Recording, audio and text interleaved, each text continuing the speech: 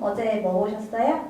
TVN 어쩌다 사장 시즌2를 보면서 제가 혼잣말을 했어요. 이렇게 나란 일을 하면 좀 좋아? 지난했던 선거 기간 내내 그 후보들이 계속 입에 달고 살았죠. 이 국민을 위한 정치를 하겠다.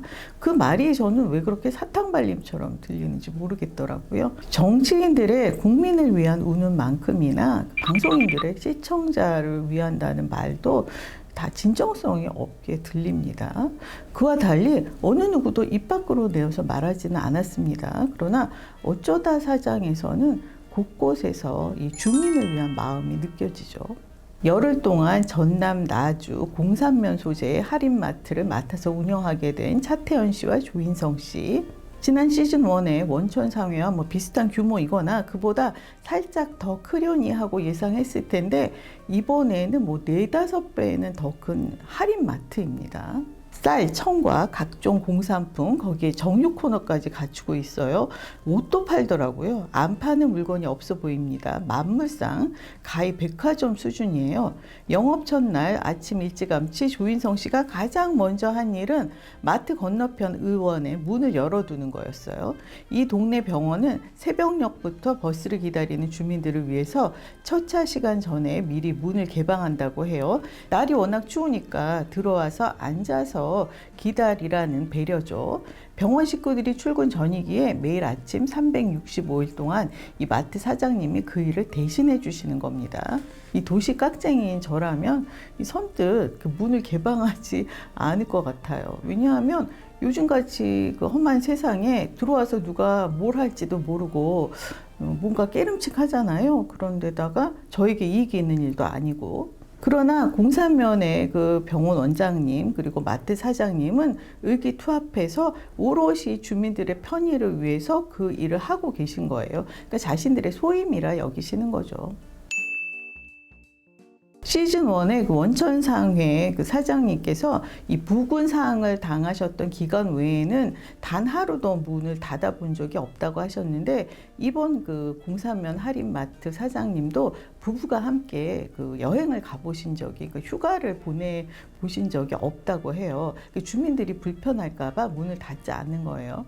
이번에 이제 촬영을 하게 되면서 모처럼 가족 모두가 제주도로 여행을 가셨다고 합니다. 차태현 씨와 조인성 씨는 본래 주인에게 인수인계를 받은 그대로 그 틀 안에서만 운영을 하더라고요. 우리는 그렇게는 못하겠다. 우리 식으로 한번 바꿔보자. 이러는 법이 없습니다. 왜냐하면 주민들에게 혼란을 줄 수 있으니까. 그러니까 무조건 주민의 편의가 우선인 거예요, 이분들은. 마트 벽에는 손으로 쓴 버스 시간표가 붙어 있었습니다. 버스 시간을 확인하러 들어오시는 분도 계시고 전화를 걸어서 시간을 묻는 분도 계셨어요. 아니 첫 차가 몇 시요? 그 다음에는 또 그러고는 없어? 이런 식으로 아무리 바빠도 이 어르신의 느릿느릿한 어조에 짜증 한 번을 내지 않더라고요. 차태현 씨가. 만약에 저라면은 몇 시에 차가 있어요. 그러고는 이제 바로 끊었을 것 같아요. 왜냐하면 워낙 바빴거든요. 그리고 그 마트 안에도 여기 버스를 기다리시는 승객을 위해 마련된 의자가 있습니다. 그 지정석에 앉아서 버스를 기다리고 계신 어르신께 차태현 씨가 몇 시 차를 타시느냐 묻고는 이제 시간 여유가 좀 있다 싶으면 커피 한 잔을 권합니다. 여러분 기억하세요? 시즌1 그 강원도 화천상회에서도 이 자판기 커피는 모두에게 무료로 서비스 됐었죠. 자판기 위에 100원짜리 동전을 올려둬서 오가는 분들이 자유로이 드실 수 있게 해놨었습니다. 거기 동전을 두는 것도 사장이 할 일이었잖아요. 차태현 씨가 버스가 오나 밖을 내다보고 있다가 어르신께 알려드리고 같이 뛰어나가서 버스를 손을 흔들어서 세웁니다. 혹시라도 어르신 걸음에 버스가 지나가 버릴까봐 걱정스러운 거예요. 시즌1의 원천상회 그리고 이번 공사면 할인마트만이 그렇게 주민들을 배려하려고 애를 쓰는 건 아닐 거예요.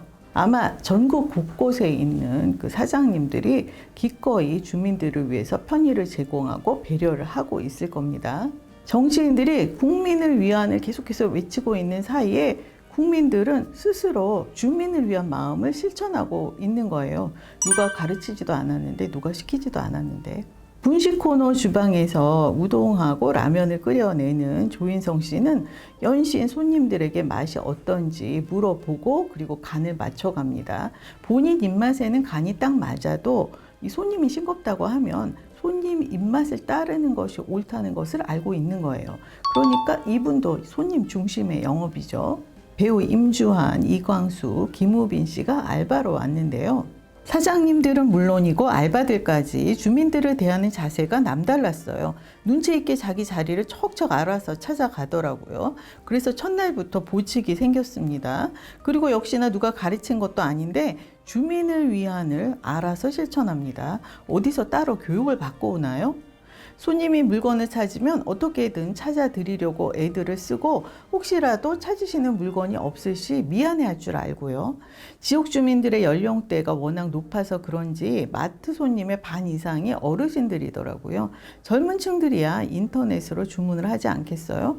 그러니 그거 사시려고 멀리서 찾아오셨는데 헛걸음을 하시는 셈이니까 괜스레 죄송한 거죠. 알바 중에 김우빈 씨 KBS 드라마 함부로 애틋하게 이후, 그러니까 2016년 이후 처음 방송에서 보게 된 거죠. 이렇게 그 리얼리티 예능 프로그램에 출연한 것 자체가 처음이지 싶은데요. 이 어르신들을 대하는 김우빈 씨의 자세에 대해서 얘기하지 않을 수 없습니다.